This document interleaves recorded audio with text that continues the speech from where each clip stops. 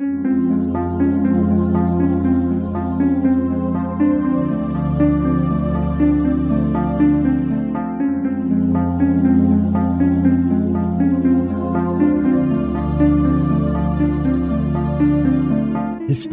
tells the story of the world and of our lives. Sometimes that history goes bump in the night.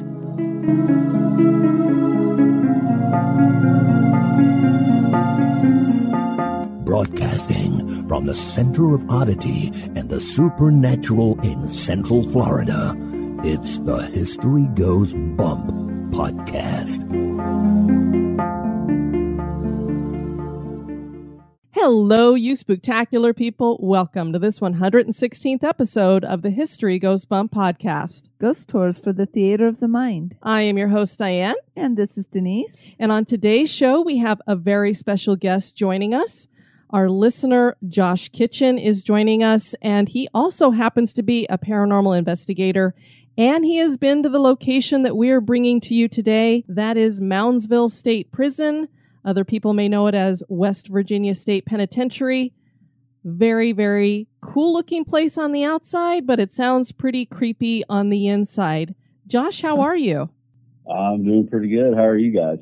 We're doing great, and the really cool thing is we have some EVPs and other recordings to share with you guys later on in the show, and listen for yourselves, see what you think, but a few of them are quite convincing, and what I thought was really neat about a couple of them, Josh, is that they're audible, so people can actually, you guys heard it. It wasn't like you recorded it and rewound it and heard it. You heard it live. Yeah, I mean, it was pretty rare to, get something like that, like in the moment. Most of the time it's, you get it during your live, playback or whatever. But yeah, there was a few that we caught in the moment, and it's mind blowing.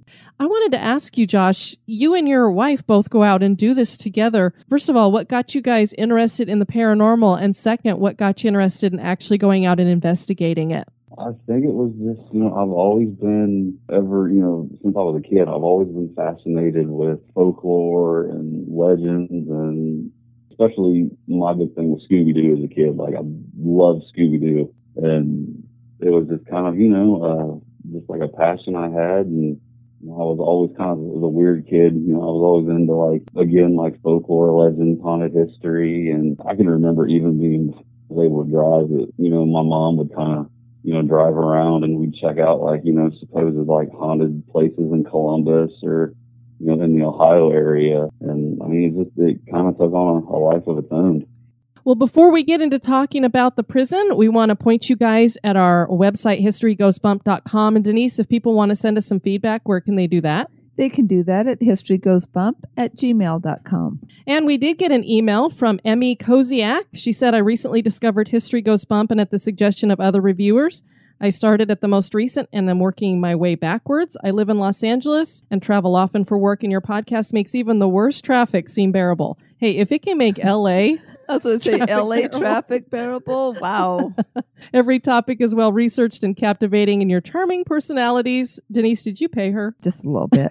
Add a cozy dimension to the podcast, like hanging out with old friends. I'm thoroughly hooked and only wish the episodes were longer. Yeah, see, she had that right, old friends. And she suggested the Hollywood Forever Cemetery, which I'm definitely up for looking into. I have heard that it's haunted, and it's old Hollywood stars and stuff, so which that's is right up my my alley. Yeah, I was about to say right up your alley. And this next one is from listener Corianne Wilson. It's interesting how many riverboat accidents are labeled the worst. Well, listening to this episode, which for listeners was the North Brother Island episode, I kept thinking there was a steamboat explosion in the Mississippi or Missouri that had a greater loss of life than the General Slocum. Wikipedia is telling me that the steamboat Sultana exploded in 1865, killing around 1,800 people, though there were more survivors on the General Slocum. I also learned about the steamboat Saluda, which was also destroyed in an explosion, leaving only 50 survivors. However, I couldn't, in my admittedly cursory research, find out how many people died. Kelly Spencer sent us an email as well, and kind of along the same lines as helping people make it through traffic, we help her make it through her work day. I enjoy your podcast and love how well you two work together. She hasn't seen us trying to build anything. Hope this finds you well, and I can't wait to continue to binge listen to your podcast. Thanks so much, Kelly, for that. And we do work well together building things as long as you just listen to my directions.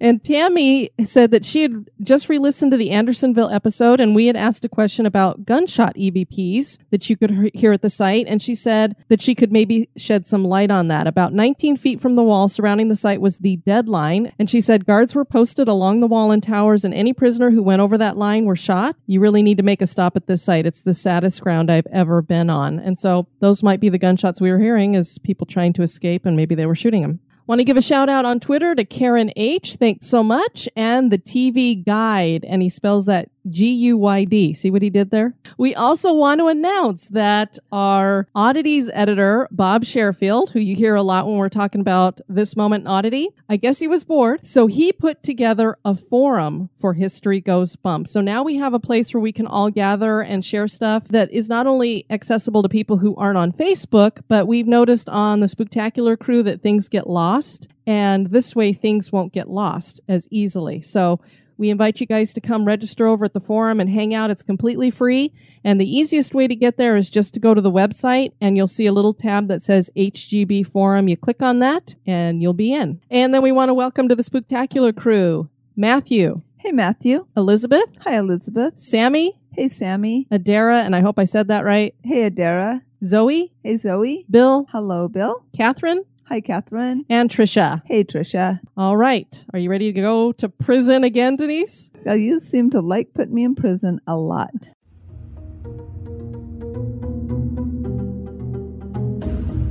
Become an executive producer of the History Goes Bump podcast for as little as $1 a month. For $5 a month, you can access exclusive content like the Haunted True Crime Bonus Cast. And for $10 and above a month, you get all that plus awesome History Goes Bump gear. Check out patreon.com/historygoesbump for more information. Or you can give us a one-time donation by clicking the donate button at historygoesbump.com.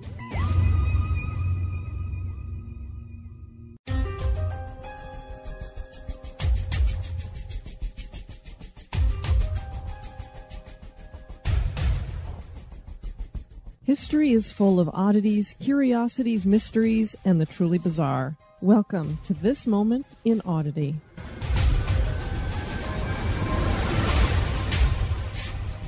And This Moment in Oddity is by Bob Sherfield. In the spring of 1943, in Hagley Wood, near Stourbridge in Worcestershire, whilst out poaching, 4 boys came across a large wych elm. One of the group, Bob Farmer, climbed the tree looking for bird eggs. In the hollow trunk, he spotted what he believed to be an animal skull. Retrieving it, he was horrified to find out that it was human. The boys panicked because they had trespassed, so they decided not to tell anyone. Later, one of the boys felt guilty and told his parents of the discovery, and they called the police. In the trunk was an almost complete skeleton, along with a shoe, a gold ring, and fragments of clothing. A hand was found buried near the tree. Forensics showed that the skeleton was a female, aged 35 to 40 years old. She'd been dead for at least 18 months. Taffeta within the mouth indicated that she had been asphyxiated and placed into the cavity of the tree whilst still warm. The police trawled through the missing person reports and dental records for a lead, but to no avail. She seemed to have appeared from nowhere and was missed by no one. Christmas came and graffiti began to appear. "Who put Lubella down the wych elm?" said the first one. "Hagley Wood Bella," said another.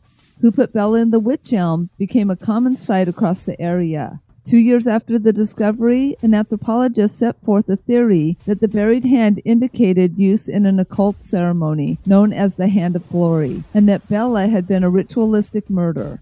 The idea of witchcraft caught the imagination of the public, but in 1953, a woman named Anna contacted the local newspaper claiming to know the killer's identity. Bella, she said, had been part of a spy ring gathering intelligence to aid the German bombing of Birmingham. In 1968, a book titled Murder by Witchcraft claimed that the records of the Abwehr, a German intelligence agency, showed Bella had been a Nazi spy who had parachuted into the West Midlands in 1941, but disappeared without making radio contact. Sometime after 1999, the declassified files of the wartime MI5 divulged something interesting. In January of 1941, a captured Gestapo agent, Joseph Jacobs, was carrying a photo of a woman who he claimed as a German singer and actress, Clara Bauerle. He revealed how Clara, who had spent time before the war working in the music halls of the West Midlands, had been due to be parachuted into that area in 1941. Curiously, her career seems to come to an abrupt halt at that time, making no appearances after that date. Jacobs was convicted of being a spy and became the last person to be executed at the Tower of London. Bella also could have been a Birmingham prostitute. Another prostitute told police in 1944 that Bella had disappeared 3 years before.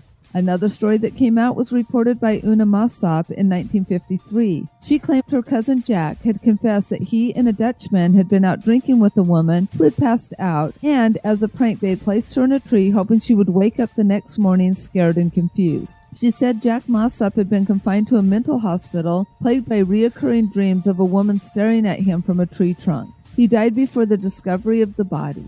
The official closure of the police investigation and publication of the police files stated that Wilt's DNA evidence would prove useful. The whereabouts of the bones were now unknown. A skeleton being found inside a tree certainly is odd.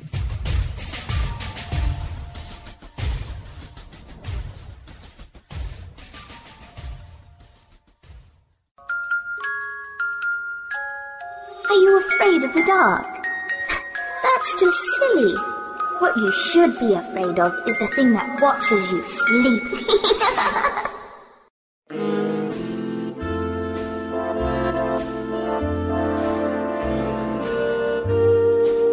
This Day in History.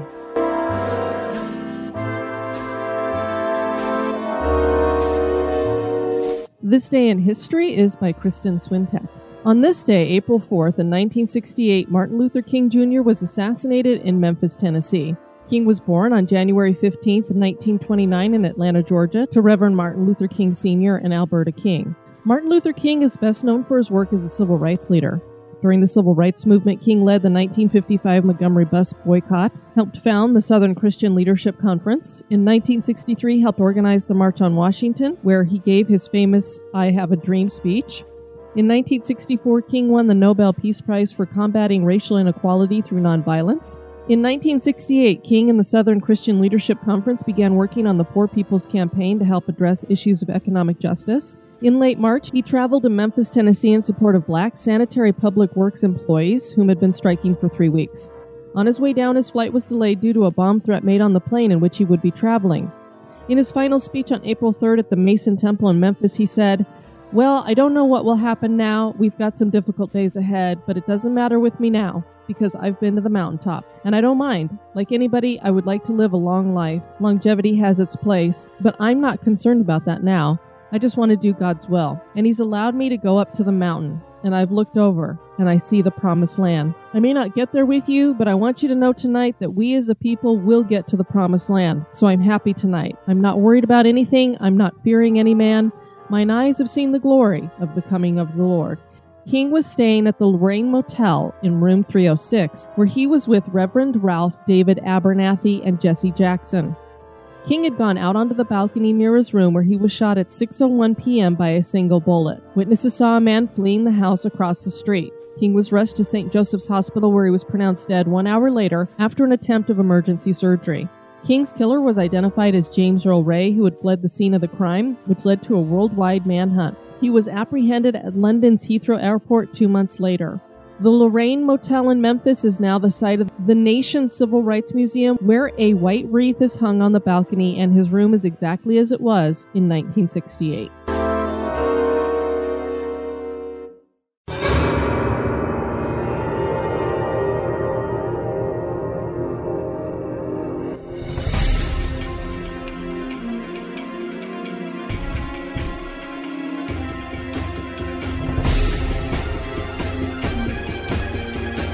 The History Goes Bump podcast.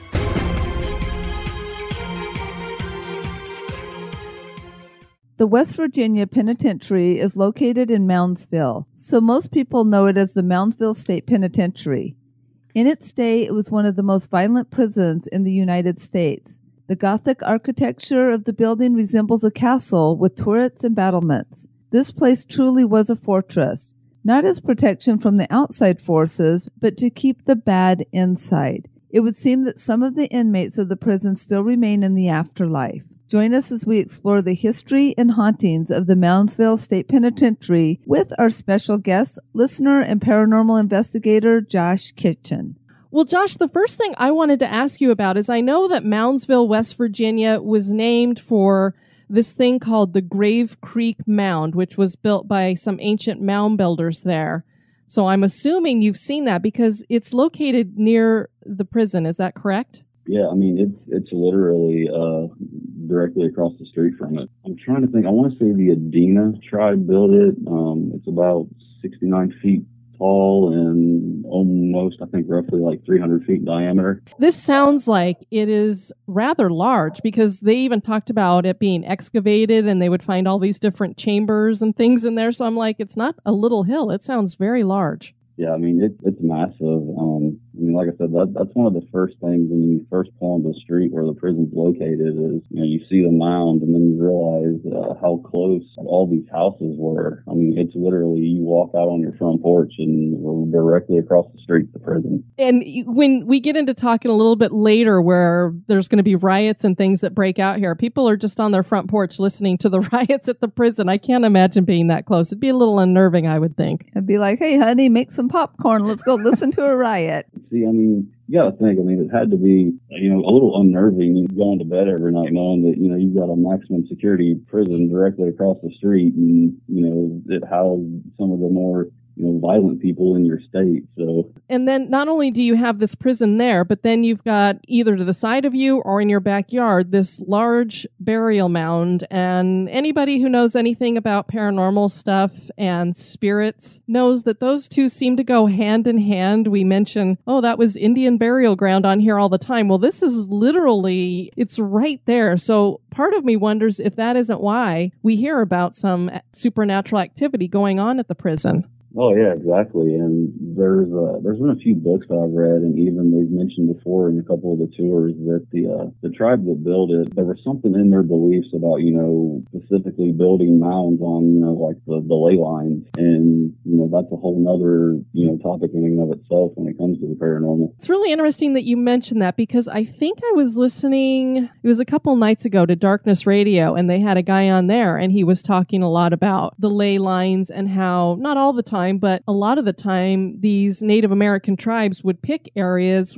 They didn't know necessarily that that's what this was, but it was almost like they were drawn to it. And it's interesting to think that they were drawn to this specifically, maybe because there was some kind of energy there. Very interesting to think about. I have a little fun fact about this mound is that Meriwether Lewis actually wrote about it in his journal when he was making a trip out to meet William Clark because they decided to explore the Louisiana Purchase in 1803. So it's neat that this mound made it into Lewis's journal at that time.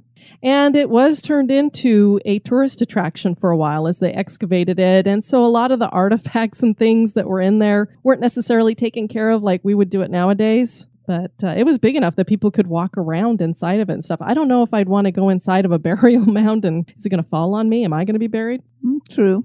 Well, what happened with this prison that gets built here is right as the Civil War is getting going, Virginia was one state, and part of that state decided that they wanted to secede. And so right in the middle of the Civil War, you've got that going on. And what happened is West Virginia, when it broke off, didn't have a lot of the government buildings and infrastructure that they needed. And so all they had were these little county jails. So they needed something bigger to hold some of these more violent criminals and people who were doing things more than just maybe stealing a loaf of bread or something.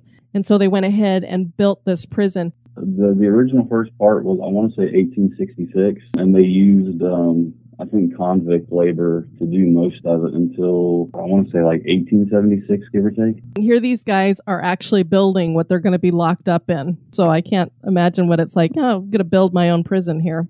Well, and then if you think the inmates know the architecture and where everything is, it might be a little bit easier to plan an escape route. If you knew like what bins there were, you might even be able to build some of those into the plans if you're tricky enough. I don't know. Sure.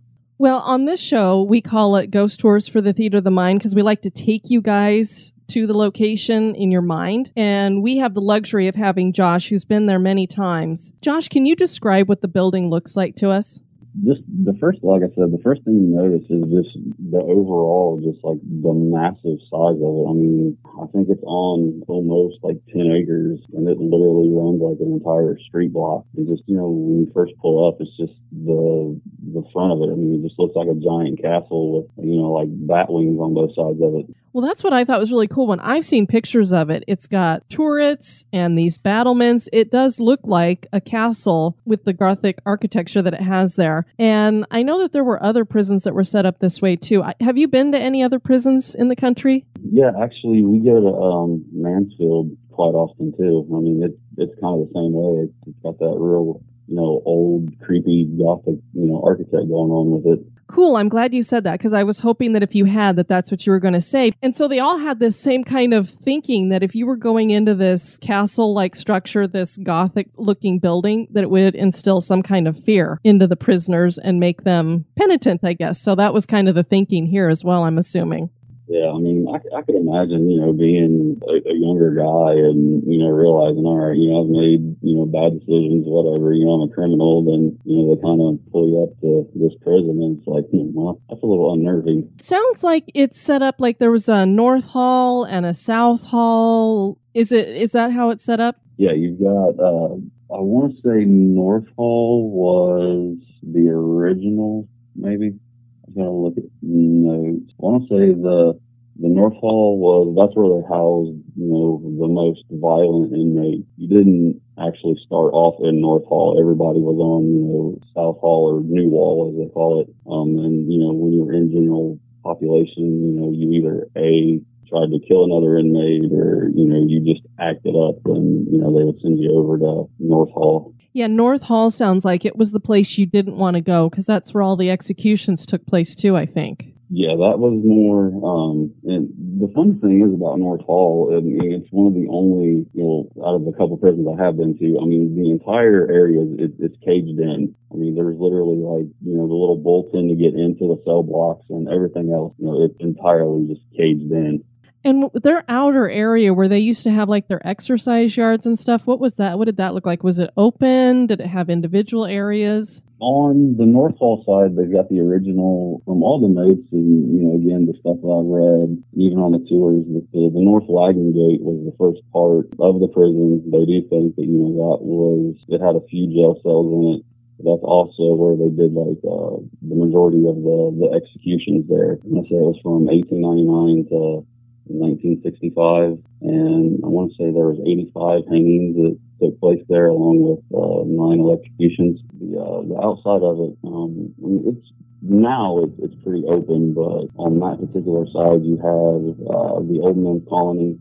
But I want to say once you got to be over, I want to say like 60 or 65, they sent you there.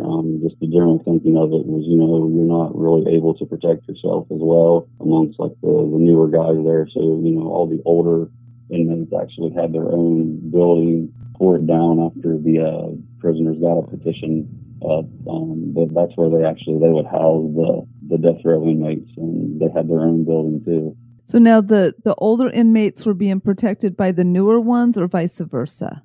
They were pretty much protecting the older inmates from the younger ones, and that's what, like I said, they're thinking behind, to put all like their senior inmates into one building and, just kind of keeping them out of the general population. It opened with 251 inmates, and as we already said, many of those were the ones who actually built the penitentiary. So they built many different workshops in the prison. So they had carpentry, blacksmithing, baking, painting, wagon building. And the goal of the penitentiary when it was first made was to reform the prisoners instead of just serving time, that they wanted to reform them. They had education and a library, and there was plenty of food. But you might have remembered in the intro that we did say this was the most violent prison in the country. And so even though they had good intentions when they started, those did start to change and conditions worsened, and then the prison very quickly became overcrowded. It's funny because when they first started this, they wanted to do this kind of reforming, and they thought a lot of that would come through educating the prisoners and stuff. And I don't know if it's just because conditions got worse and the prisoners got worse because of that, or because they were bringing in more murderers and rapists and you just have a larger population of really bad guys, or if you had guards who just wanted to go ahead and be bad guys themselves. But as was the case with so many of these prisons, we went from this is a place of reform to we're going to torture you and punish you. Do you know, Josh, about two of the, I would say they were kind of unique to Moundsville State Prison, two forms of torture that they used to do there? I want to say, what was the one called? It was called like the Kicking Jenny or yes, something like that. Yeah. They pretty much would beat them and flog them. Yeah, what it sounded to me like is they built this thing that was almost like not quite a semicircle, but it must have been something that you would kind of lay down as if you were on a half circle or something. You're naked and they've got your arms tied down and your feet locked down and whipping you like that. I don't know where they got the Jenny part, or I don't know, maybe it was a form of slang that they had back then, but it just sounds horrible. And some of these guys, they would whip them till they were almost dead. Did they have, when you went there on any of the tours, did they have replicas of that anywhere? I don't think, I'm trying to think back, I don't think like the little museum in like the main area, I want to say they don't have anything in there like that. They still do have the electric chair though. Oh, wow. That's creepy. Very creepy. I saw an electric chair just in Madame Tussauds Wax Museum, and that was creepy. And it wasn't like a real one where people had actually died. I know that's what would make this one more, because, you know, I've seen them when you go in a haunted house, it seems like every one of those has a electric chair in it or something. But this is like the real deal. People really died in that chair. Yeah. Ooh. They had this other thing called the shoe fly. I don't know what it specifically looked like, but to me, I either have this image of somebody being strapped down in a chair with their head locked back against the chair, or that somehow they were locked in a standing position with their head pinned back. So basically they could not move. And then we were talking in the history part of today's show. We talk about Martin Luther King Jr.'s assassination. And I think a lot of people recall, you've probably seen the tapes where when people were doing some of the civil rights marches, the police and other people would turn these hoses on them and just blast them back with the hose water. Well, that's basically what the shoe fly was. So imagine those people not being able to get away from the hose water, being pinned up against a wall and just being hit with this ice water from a hose. And some of them nearly drowned from it. That sounds horrible to me. Now, I didn't hear or read anything about the hole, and it seems like every prison had one of these. Do you know anything about their solitary confinement, or do they have one there? It used to be down in there, but again, I think it was one of those things that they eventually, I want to say, either again, the inmates decided, that it was too inhumane. Mm-hmm. And I don't believe that the area is still there, but I don't think like any of the actual hole in the cells themselves are still intact. Now, as you mentioned, they did do these hangings there and the electrocutions and stuff. An interesting thing about the electrocutions there, of course, they called their electric chair Old Sparky. I think so creative. Yeah. But the guy who was the warden of the prison at that time knew that they were trying to get away from hanging and more towards this electric chair. I don't know if the legislator thought it was more humane, but he was very much against it. And he wrote a letter to the legislature and he said, "The present system of conducting executions here is by all means the most humane, the safest and least painful, and is less expensive. From the time the subject is started from his cell until he reaches the scaffold, steps on the trap, is bound, strapped, the noose adjusted, the black cap placed, the brief prayer said, and the subject dropped and dead is less than 60 seconds. I mean, that's amazing. They get you up there, ready to go, 60 seconds and you're dead. So that does make it sound more efficient. He continued, "There have been 12 executions here since the law requiring executions at the penitentiary passed, 3 under my predecessors, 9 under my administration. In every case, there has not been the slightest hitch or error, and the subject has been subjected to no delay, so terribly hard to stand. Our people know exactly how to do this work, and it's done quickly. But the electric chair is the very opposite. It takes 10 minutes to adjust the electrodes, which seems like 10 hours. The sponges and arrange for everything has to be done with the most absolute precision. And in the only 2 states that have this system, there have been recently the most unsatisfactory results, and the current has had to be applied over and over to the great horror and disgust of the officials. So as we've heard some of these stories where they didn't get them the first time and they had to hit it again, and you can only imagine. You've got people watching. Even if it's the worst criminal, that would be very difficult to watch. Yeah, not very merciful. That is not all. Electrocution is the most horrible death known. Every nerve is shattered, every blood vessel bursted, the bones crushed and broken, and in 10 minutes after, every particle of the victim's body is black and blue, a most gruesome sight, exactly what occurs to parts of the victim of a stroke of lightning.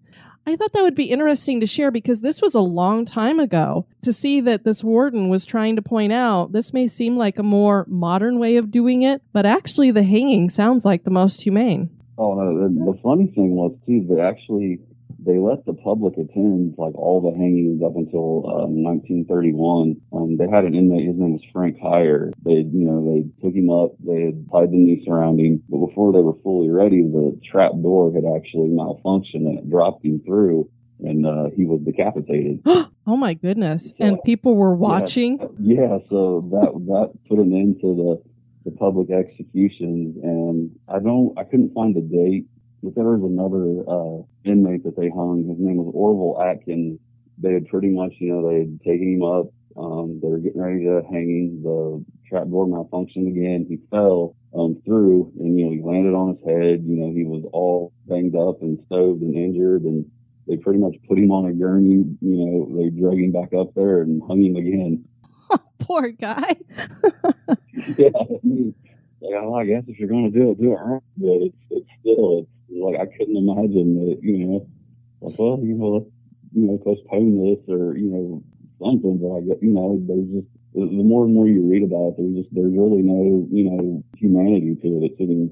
Yeah, I think that's why it's a big debate in the country right now, whether you're going to have capital punishment or not. And actually, in West Virginia, they did abolish capital punishment back in 1965. So nobody had been executed at the prison after 1965. And I believe the electrocution started in 1951. So they really didn't have that many that they did by electrocution. There was very few. I think you said 9 or something. Yeah, there was only 9 of them. Well, this place also, when you get overcrowding and poor conditions, the inmates get a little upset and a lot of riots break out. And they had several of them here. I know there was a couple of them in the 1960s, and they had more than 1,000 inmates. So these riots broke out, and what they would do is they would take guards captive and set fire. And they would set fire to the basement or to certain wings. And it wasn't ever because they were like, we want out. It was because they wanted better conditions. The really stupid thing about that, though, is think about it. You're locked in, so you're not going to be able to get out. Why would you set your home on fire if you can't escape? Even if the fire doesn't rage everywhere, the smoke's still going to be able to get through. But there was one witness, as Josh mentioned, there's people who live near the prison, and one guy was sitting out on his porch the one day, and they were having a riot, and he heard several requests by the inmates, and the things that they were asking for, better medical services and better living quarters. Okay. So I can understand that. And they also wanted a pizza and some women. I was like, okay, well... There were also several escapes that were made from the jail over the years, some successfully, some were caught pretty quickly. But as is the case with most jails, you got people who are getting out of there. The penitentiary was officially closed via court order on March 27, 1995, and it was basically because they went through and they said, you know what, these cells are way too small. I think they were 5 by 7. The conditions here are just too inhumane, so we cannot keep this prison open anymore. So in 1995, they closed it down. They shipped any other inmates that were still there off to other prisons. And then in 1998, the Moundsville Economic Development Council obtained a 25-year lease, and they've done some really great stuff with it. They've been refurbishing the structures there, and part of the way that they've been paying for all of this is that they host these daily tours of the prison, and they also have paranormal investigations there. And I think it's open from April through November, and in October, it makes the perfect setting for a haunted attraction, which they call Dungeon of Horrors. Have you done that at all? Yeah, it's a great time. You go there, without all the theatrics and the people working, and then you go back and you're still expecting it, to be scared and things are going to happen. But I mean, it's one of the better haunted prison or, just haunted houses in general. I mean, it's very well done. Very cool. I usually try to stay away from those things. Denise definitely doesn't do it. And if we do go through them, she usually throws me at whatever chainsaw-wielding maniac is coming at us. So take the girl. Here, take her, and she runs. That was an accident. Josh, do you know anything about the Greenbrier ghost? Do they ever talk about her in regards to the jail? No, not any of the tours or anything we've been on. She hasn't been mentioned. I do know there's been a few books that she's been mentioned in briefly. I think why it comes up with this jail is that we talked about this in a moment in Oddity. It was episode number 9. And just briefly, there was a woman who was named Zona. She married a man named Erasmus, and he was a very violent guy. Supposedly, he had killed his first wife. Nobody really knew that. And he might have killed his second wife, too, because I think Zona was his third wife. And she apparently was found dead one day, and they thought it was an accident that she'd fallen down the stairs. So they buried her, and her husband had acted like, yeah, she fell down the stairs. And he was trying to keep people away from her and didn't really want them touching her too much. And so they didn't do any kind of a autopsy or anything like that. And then all of a sudden, Zona's mother, after the funeral, goes in to the police and tells them that they need to exhume her daughter's body and do a thorough autopsy because she's been seeing her daughter's ghost for the past 4 nights, and she's been telling her that her husband had killed her. She kept going in and pestering him, and they said, well, maybe we should check this out because we have heard that this guy is kind of a bad guy. He's been not acting very brokenhearted about this or anything, and he's been acting kind of weird. And so they went ahead and they exhumed her, did the examination, found out that her neck was broken, that her windpipe had been crushed, which could not happen from falling down the stairs. And so they did put her husband on trial, and her mother testified and said, yep, my daughter's ghost told me about this. He was found guilty, and the prison that he was sent to was Moundsville State Prison. Now, he only was there for 3 years because he died. I'm not sure, natural causes, I think, or something, or maybe somebody there killed him because they did kill a lot of their own there. And then apparently the ghost never appeared to her mother again. Did her mother really see her daughter's ghost in her dreams? Nobody knows for sure, but it's interesting that she was able to use that in order to get them to exhume the body and put this guy up for charges. Exactly. So I thought that was kind of interesting. Well, obviously this makes such a great setting for a haunted house attraction because it is apparently, supposedly, haunted. Now, because we have so much pain and loneliness that's in this prison, it's a stone structure. Now, it's mostly made out of sandstone, so we're not looking at limestone, but I think any kind of stone just seems like it can absorb these kinds of emotional experiences and energy. This was considered to be one of the most violent prisons in the country. There was a lot of deaths that had happened there. So we have these hauntings that are occurring there. Josh, I know that there's at least one for sure ghost that a lot of people have talked about. Will you tell us a little bit about the haunting activity there? It seems like every part of the prisons you're in, or there's a lot of stuff, that goes on in there. Probably the biggest one that I know most people, associate with is there's an inmate named R.D. Wall that was in the boiler room because, he was a snitch and a rat or, whatever you want to call him. And, the warden and most of the guards really, appreciated him. And so they kind of kept him, isolated. And, his job was to do maintenance and run the boilers. And I believe it was October 8th of 79, a couple inmates snuck down. And they actually, they stabbed him and they cut him up pretty bad and they killed him down there. I know that, one of the popular things or, most of the TV shows that have been there, they say that, he was beheaded. But I've also read and have been told, that he wasn't actually beheaded by them, but, they did cut fingertips and whatever off. But still, in and of itself, it's kind of, crazy to think that he was isolated and, they still got to him. But, especially down there, it's just a dark, creepy boiler room to begin with. And there is a lot of, unexplained stuff. That's probably one of the better places in the prison, to just kind of sit and do EVPs for a while.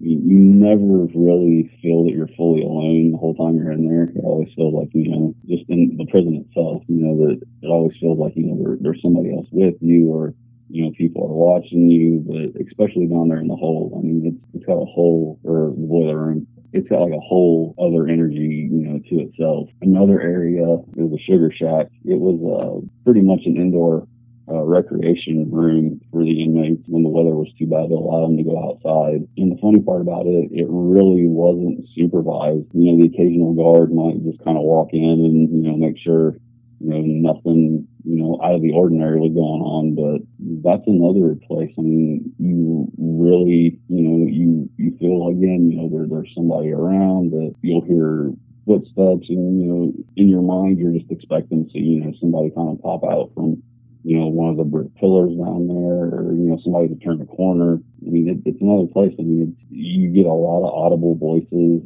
It'll sound like, people are arguing, or, people are having like a real heated conversation, and you can never really track down the source of, where it's coming from. You know what's interesting about that story that you told about the snitch? All I could think to myself is, this is a guy who is telling the guards anything that the other inmates are doing that is wrong. And so they're kind of protecting him. Yet these guys were able to get to him, like you said. And it just makes you wonder, instead of me saying, wow, it's amazing that they were able to get out and get to him, it makes you think that he was allowed to get gotten too. So were there some guards who were done with him and let these inmates get it to him? Or was there a guard that was more friends with the inmates that had that taken care of? So it almost makes me wonder if he is not hanging out at this place because he was betrayed too. Not just violently killed, but that he was also betrayed. And it makes you wonder that. One of the most famous pictures that they have from this prison, they think, is of him.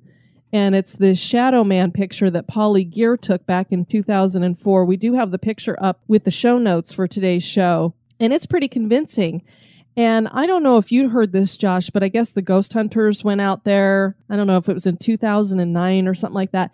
But anyway, they had this picture and they decided they were going to debunk it. And they said they had debunked it. But then when I was reading some other stuff that was debunking the debunking, if you could do a double negative there. A double bunk. Is that they said there's this pole that is right next to this figure and it's in front of him. And if somebody was projecting their shadow from a long distance, and I mean, they were trying to say that Polly took a picture of her own shadow, and there's no way in hell, because this is a really long hallway. There's no way, if you're projecting your shadow, it's going to have these, and it's that far away, these really long legs, because your shadow's attached to you. It's not separate from you. And so this shadow would almost have to be separate from her. And how do you make a shadow behind a pole? The pole is over part of that shadow. So I don't know how you can say that that is a shadow that they are somehow projecting.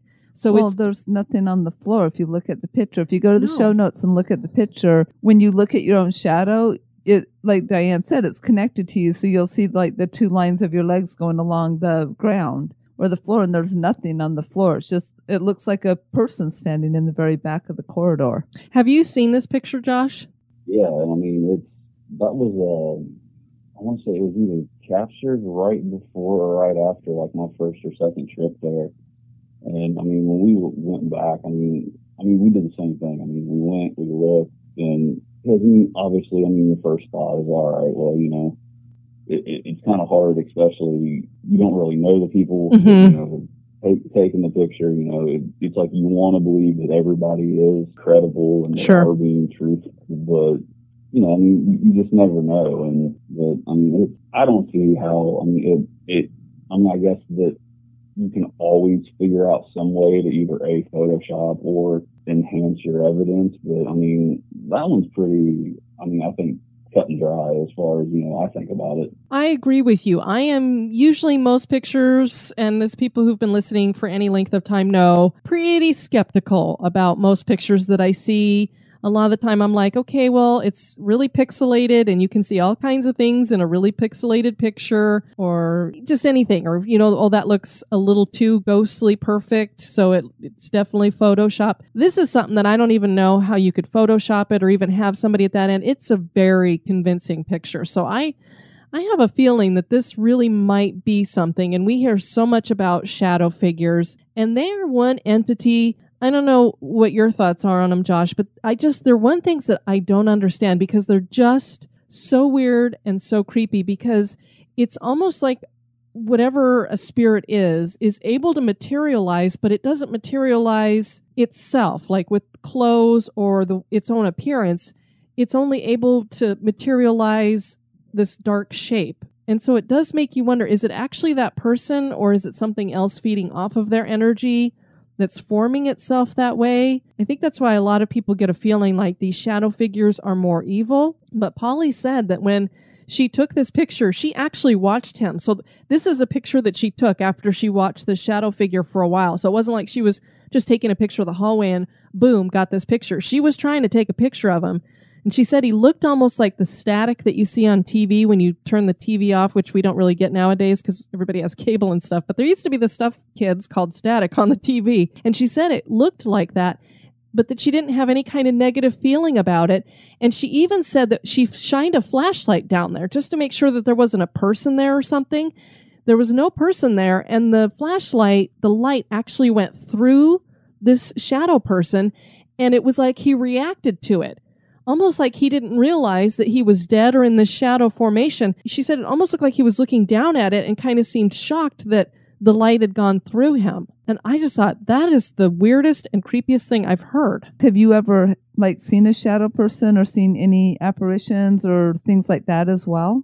I mean, there's been several times, especially over in North Hall, again, the more violent part. I mean, it's not all the time, but there are times that, we have been there. It seems like, and the only way to describe it is, the whole area will get blacker than black. And you'll just see, just different, anomalies and just, it'll look like someone's there, and then you'll look again and you'll see them a little bit farther down. And it's one of the best places, I think, just to kind of go and sit and just, once your eyes get adjusted, I mean, there's just so much, different movement just in that one particular area. And then you've also got the psychiatric ward that's also, upstairs that's connected to the medical infirmary. I mean, that's another one. There's always some kind of, movement, or another good way to describe it. They look like just little pinpoint, little balls of light just all over the place. And your first reaction is, all right, well, I am up above everything, there's windows, so obviously, lights can get in and out, but there's a lot of things like that go on there that you really can't fully wrap your head around or, debunk or figure out why that's happening. There's a malevolent spirit in the prison that goes by the name of Robert. Robert was an inmate who was actually beaten to death by guards, and then they buried him within the prison walls. And he's very, very angry and is known to touch and scare the visitors. They do hear disembodied screams and footsteps and noises with no origin. And the cell doors have been known to open and close on their own. I want to play some of these recordings that you made for the listeners and see what they think. I'm going to play it, and then you guys see if you hear anything, and then I'll let you know what we think you should be hearing. Is anyone here with us? Was that you? Wasn't me. It wasn't me either. I heard it. Me too. What's your name? So did you guys hear the me? It's very light. That one I know that I heard. Yeah, it was kind of funny because I thought, it was me, my wife, her brother, and another really good friend, audible, that, we had asked, is anybody here with us? Anybody want to talk? And it was just me. And it was just so, drawn out and just kind of creepy. It was just all right, well, he's trying to be funny. Well, and it was basically answering a question. So that shows you that there was some intelligence there. Yeah. Now, in the psych room, this one's interesting because you catch a sound. What was that?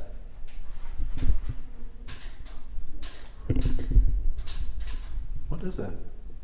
Josh? I don't know, dude. Where'd it come from? It fell. So I'm assuming you guys didn't hit anything or drop anything. No, we were, it was actually, I was still with another paranormal group at that time. And actually, if I remember right, we were actually there for my birthday. Of all things to do, but we were up in the psychiatric ward.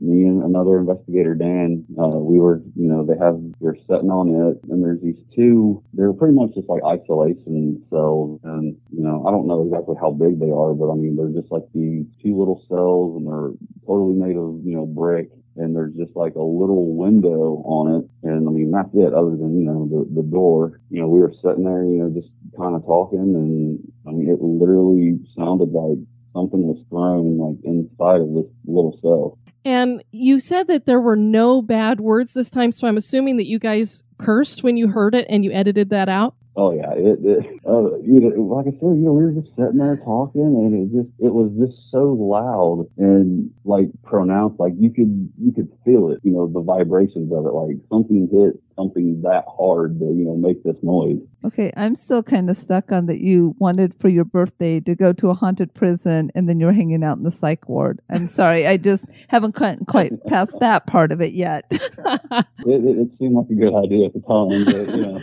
Okay, profanity aside, whatever you say, Josh. But that to me makes it more legitimate, because when I saw that you'd said no more bad words, I was like, oh, I wonder if they picked up an EVP of cursing. And then when I heard that it was just a noise, I went, oh, I know what happened here. They heard it and it made you guys jump and cuss, and you took that out. So, because we try to be a G show, but yeah, very interesting. Now we have some more random noises that you got here in the psych ward. Are you touching my leg?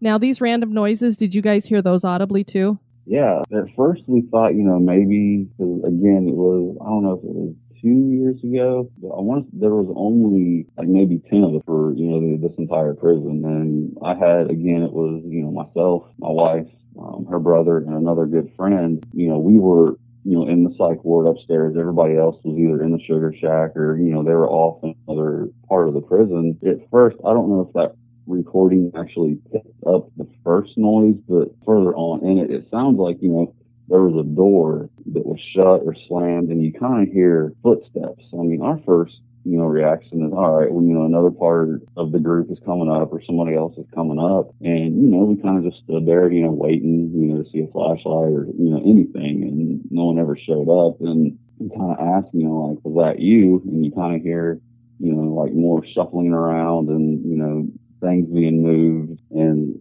it just kind of seemed like the best way I could describe it, it just seemed like whatever it was just kind of circling the area, kind of checking us out, trying to figure out what we were, in there doing. Ooh, almost like prey. Exactly.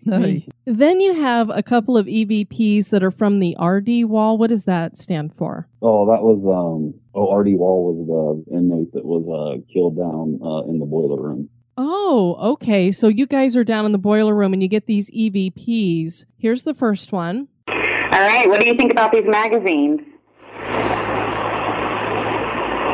You want them to leave us for what? Let me try that again. Would you like us to leave one of them for you?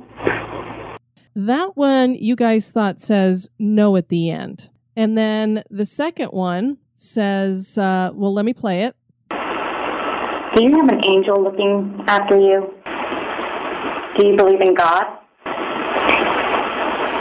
You guys think, especially because you happen to be talking about God, that this is something demonic, possibly, that is saying that that's what it is. So when you're asking about God, it's saying, I'm a demon. Did that give you chills? Yeah, I mean, it was, you don't ever really fully expect. I mean, even after doing it for so long, you never really expect to hear anything on, your playback. And, we try to do like really short sessions, 2-3 minutes, and then, we'll do like a live playback, in hopes of, if there is something captured, number one, hopefully, it is intelligent. Number two, maybe we can get more answers out of them, or, communicate more, or, or if there's something that, they want to talk about or they want to ask, we always hope that, maybe there's something there. But I mean, yeah, we're sitting there, the total darkness, asking questions, and like, all right, well, let's play back. And I mean, it took a few times to, kind of wrap our heads around, like, all right, well, this is what I think, or no, this is what I hear. But I mean, it was definitely, it was, unsettling. Well, there is a malevolent spirit in the prison, so, I mean, it's very possible that that could be a demonic force, and that might have been who you were hearing. Now we have a recording from the Sugar Shack, and this is... I love how they call it the Sugar Shack. That's the B-52s. Yeah, it was not the Love Shack, that's for sure. Oh, okay. This is where a lot of people found shanks in their sides because nobody was supervising. You can only imagine you put a bunch of these bad guys in a room together and then you don't watch them. What do you think is going to happen? Like, hey, Sugar, come over here. Yeah. Hence the name. So here's the here's the recording from that. Did you just hear the sigh? So did you guys hear the sigh at the very beginning of that? That one was very audible. That was very clear.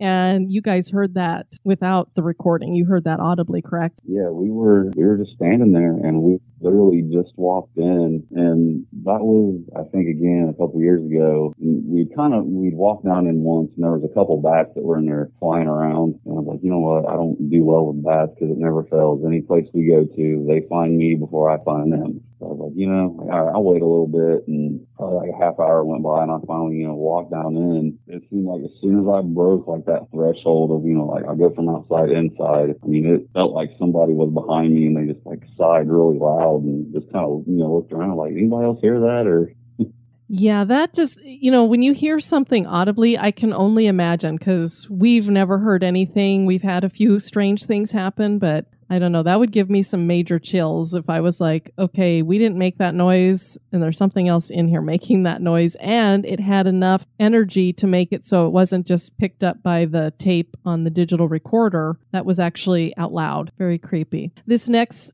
set here is some more random noises in the psych ward. Can we see you?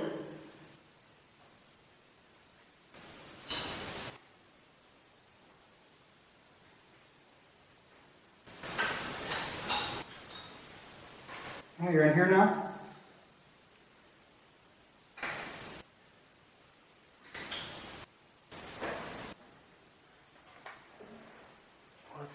And then this last one. This one's interesting because this apparently must be an inmate who was there. You guys are out in the yard and you picked up this EVP. I'll go ahead and play it and let people listen to it and see what they think it says.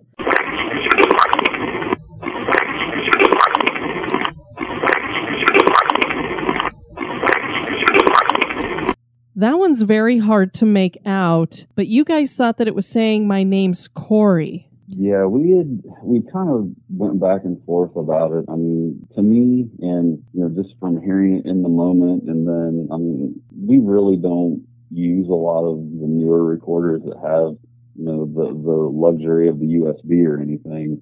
Just for the simple fact that there is more white noise with a lot of the older ones, and it seems to be, you'll pick up a little bit more. I mean, again, it was just one of the ones that, we were just kind of out walking around the yard, and literally like I hit record and went back over it and was like, well, this is what I think it says, but, who knows? I thought he was saying, my name is Clark rather than Corey, is what I was hearing. So I'd be interested to know, first of all, if any listeners, if you're hearing it, because I know when we played the EVP that we thought we got at the lighthouse, a lot of people didn't get that one. So if you guys did hear that, what do you think he's saying? What's interesting here is it would be great to know if we had some background. Was there an inmate in the yard who might have been killed named Corey or Clark? Is this somebody who just decided to come back to the jail and didn't die there? It would be interesting to know. Well, those were fascinating, and it was such a treat to have those because you don't get those very often. And a lot of those were very clear, especially the ones that were audible. Those are amazing to have picked that up because a lot of people go into these places,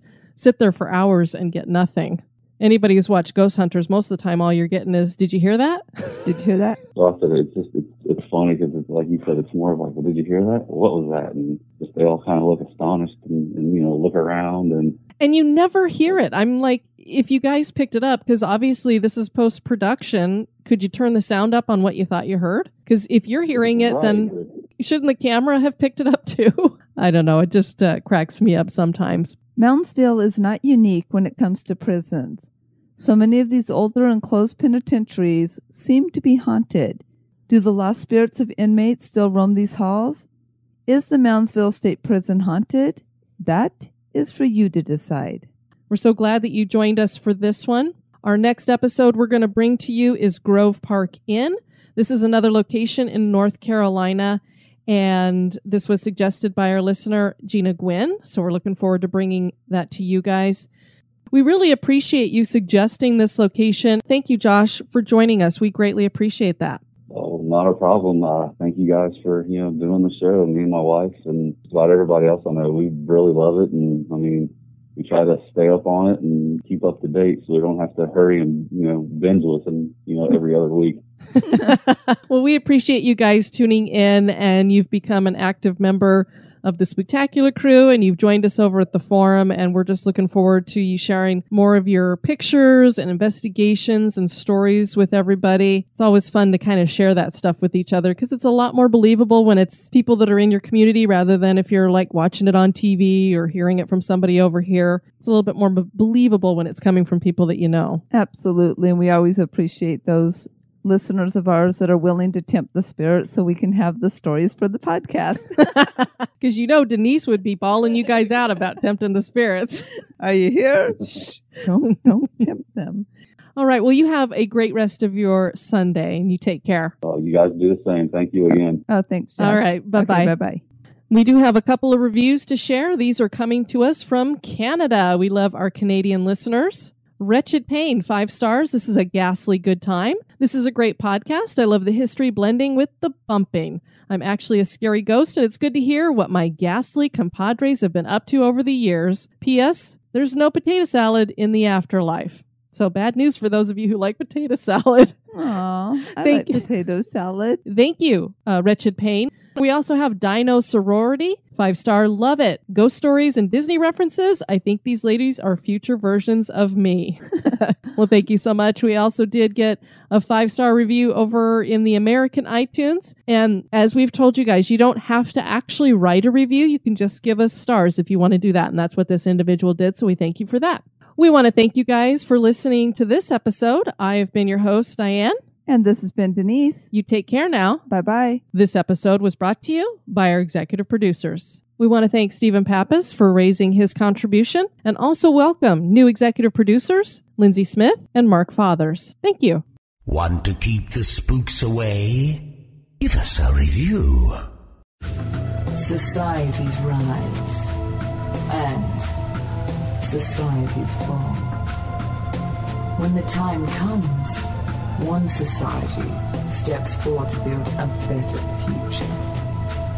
The Wicked Library, Kettle Whistle Radio, Night Story Podcast, Prog Watch, Red Horse Radio, The Lift, History Goes Bump, Listen, The M Writing Podcast,